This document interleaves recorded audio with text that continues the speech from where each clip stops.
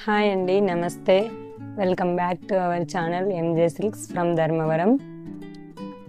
ఇదండి ఇప్పుడు నేను చూపిస్తున్నది, దీన్ని కోరా రేషం అంటాము. ప్యూర్ సిల్క్ థ్రెడ్ అండి. ఈ కోరా రేషం నిండే అండి ప్యూర్ పెళ్లిపట్టు చీరలు తయారు చేసేది మేము. చూడండి, ఇదంతా ప్యూర్ సిల్క్ థ్రెడ్. ఏ డైయింగ్ చేయకముందు, ఏ కలర్స్లోకి మార్చకముందు ఇలా ఉంటుందండి. ఇది ప్యూర్ సిల్క్ థ్రెడ్.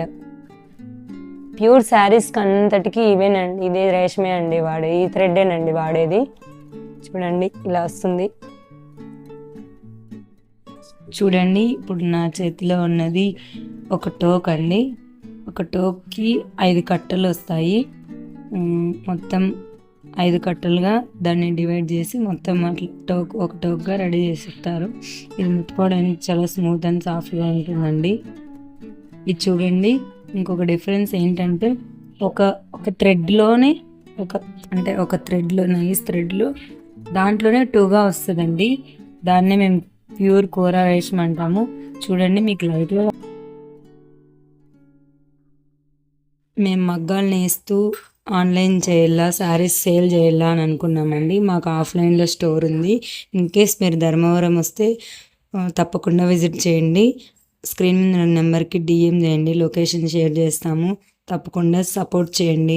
కలర్ ఏది డైయింగ్ చేయకముందు ఈ కోరా రేషం చూడండి. ఇది డైయింగ్ చేసిన తర్వాత ఇలా వస్తుందండి. మనకి ఏ కలర్ కావాలంటే ఆ కలర్లోకి డైయింగ్ చేసుకోవచ్చు. చూడండి, లైట్ లెవెండర్ డైయింగ్ చేసిన తర్వాత ఇలా వస్తుందండి. దీన్ని మనం డైరెక్ట్గా మగ్గంలో హ్యాండ్లూమ్లో పెట్టుకొని నేస్తుంటాము. పోగు ఈ పోగునంతా తిప్పుకొని నేస్తామండి. ఇదేనండి డైయింగ్ చేసిన తర్వాత ఇలా వస్తుంది. ఇది ప్యూర్ రేషం అండి.